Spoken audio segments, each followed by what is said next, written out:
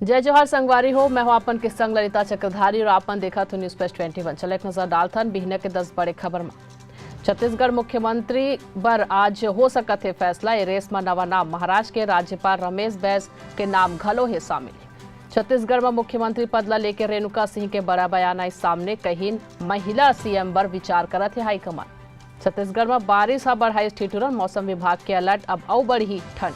आज ले शुरू हो ही कक्षा 9वीं ले 12वीं तक के अर्धवार्षिक परीक्षा। राजधानी रायपुर जिला के सरकारी स्कूलों में 15 दिसंबर तक हो ही परीक्षा।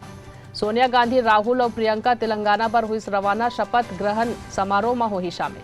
तमिलनाडु में बाढ़ ले 1.2 करोड़ लोगन हुई प्रभावित। स्कूल कॉलेज लगातार चौथा दिन रही बंद। गुवाहाटी में 3.5 तीव्रता के भूकंप। जमीन ले 5 किलोमीटर नीचे मिली स्केल।